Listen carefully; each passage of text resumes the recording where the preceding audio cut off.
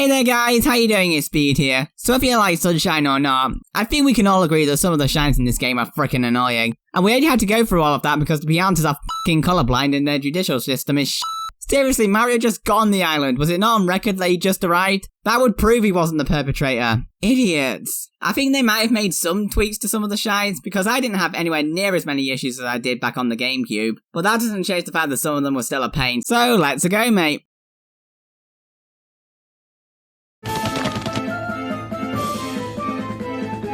And here we have the first red coin shine on the list. Spoiler alert, it's not the last. So if you know out about this game, you already knew that. The goal of this mission is to get 8 red coins under a time limit using the blooper races. The time limit isn't really that much of an issue. It's the blooper races that are the issue. So riding into all of, and in some cases jumping into the 8 red coins with no issues is easier said than done. And if you do run into anything, the blooper you're on fucking vaporizes. Also you die too. Even after you get that final red coin and miss the shine, or jumping onto another blooper and nearly dying because of the god-awful camera. It is lower on the list however, as the green blooper's lower speed and better handling does make it a bit easier. But you're not gonna know that going in blind, and this was the shine where I realized I was gonna be in trouble in this game.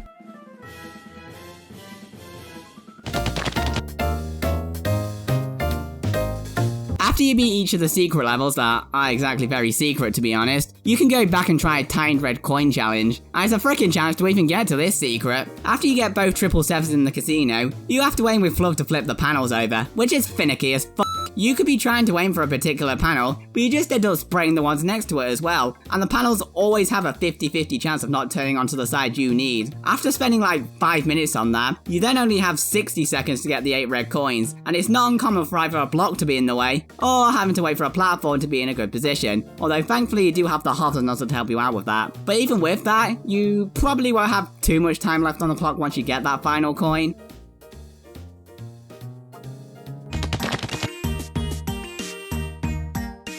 And the secret of Casino Delfino's red coins isn't the hardest one. Nah mate, that one goes to secret of the village undersized red coins. Getting the red coins in time in the shine isn't actually too bad. The time limit is actually pretty decent. Not to mention you've got Flood to help you cross the gaps. The only real issue is this chucker potentially sending you off. It's actually getting to this secret that I find to be the problem, as Yoshi's juice is needed to open up the entrance, and jumps with Yoshi aren't the most precise, especially when the camera screws you over. I never understood what the point of these 1-ups are. Is there any actual point in going for them when there's 2 1-ups en route right next to the entrance? Maybe this level just likes trolling us. More on that later.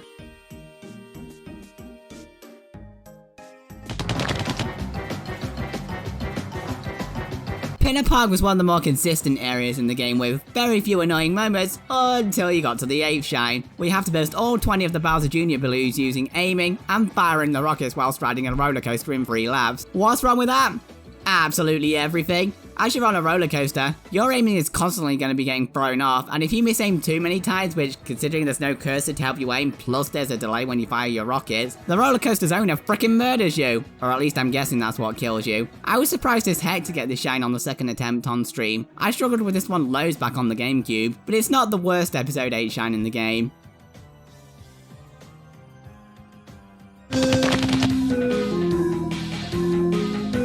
The sandbird is born. Personally, I wish he got aborted. Yes game, I'd love to hang out on a bird that's really frickin' slippery. And because of that, the red coins on the tail and the neck can be infuriating to get. But the worst part is when the bird turns on its side. Its side is incredibly thin, leaving virtually no room for error. And if you mess up either of those 2 instances, your only hope is a couple of clouds throughout the level containing the blue coins. And at that point, it's a painfully long wait until it comes back round because this bird is incredibly f***ing slow. It takes just over 2 minutes to complete a loop around the tower, but if this happens multiple times like it did for me on stream, that time quickly adds up. So not only is this one of the hardest shines, but also one of the most tedious. Also, make sure to keep an eye on this tower, as that's where the 8th red coin is.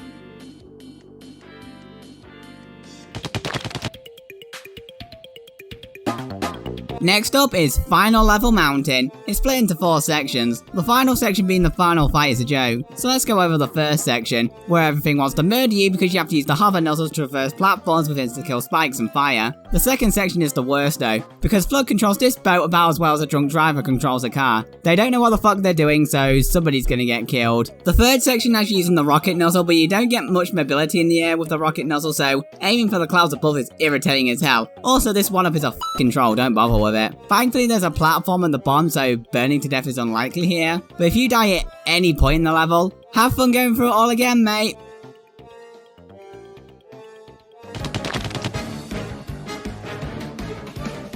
Why are the 8 shines in these areas amongst the worst? Sure, they're optional, except they're not for people who like to 100% these games like I do. The Watermelon Festival is, in my opinion, the worst of the bunch, because this watermelon is incredibly f***ing fragile, especially with those damn cataquacks everywhere. I'm guessing they've been f***ing each other on the beach or something like that, because they're freaking everywhere, and based on my experiences, the size of the watermelon can actually block your view of where they are. So having to roll this watermelon down this hill, through all the cataquack, and along this narrow plank, well, at least it's narrow compared to the size of the watermelon, makes this shine a bitch to deal with. There was no sense of satisfaction beating this one, but to be fair, none of these top 4 really have a sense of satisfaction beating them.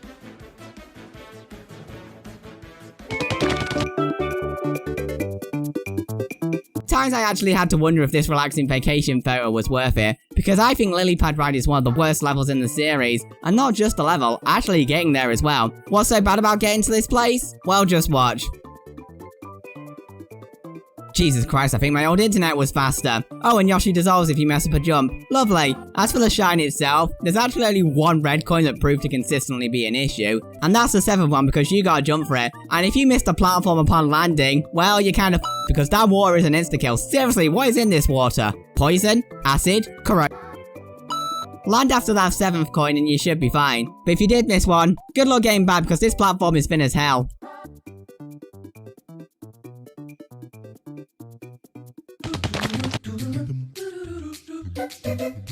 The secret levels were some of my favourite levels in the game, focusing on platforming instead of some of the other infuriating challenges this game has. And also, how can you not do to that music? Well, except for this village underside. I already brought up how getting to this area can be a pain, and all of that is the nicer part of the level. Nintendo obviously thought it'd be a good idea to have a level where you have to awkwardly time and position yourself talking to a chucker so that they can chuck you to the next platform. But more likely than not, at some point, you're gonna get chucked down into the abyss, because if you misjudge anything, bye mate. Every time I beat this shine, it feels like luck. This is why I always go for that 1-up mushroom at the start. It's almost like they put it there because they knew you would die a lot on this shine.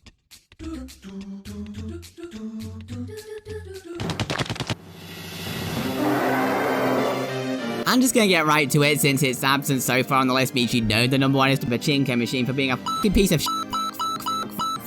In a similar case to the Lillypad ride, it's only because of a couple of red coins. The main problem with the Pachinko Machine is the Pachinko Machine, particularly in the top left. There's always this invisible force pushing you to the right, so the only real chance of getting the red coin in the top left pocket is to wall jump up here perpendicular and hope the invisible force pushes you into the pocket. The other pockets aren't too bad with the hover nozzle, unless you're out of place for missing the top left, but the shine spawns inside the center, which has a tiny entrance and loads of pins in the way, making sliding away from the pocket highly likely. And if you miss any of the pockets at any time, you have to do the whole frickin' shine again. I don't think I've seen such a stupid decision in a game not fixing this for the remake since they forgot to put Galaxy 2 in this collection. Yes, I am still bitter about that.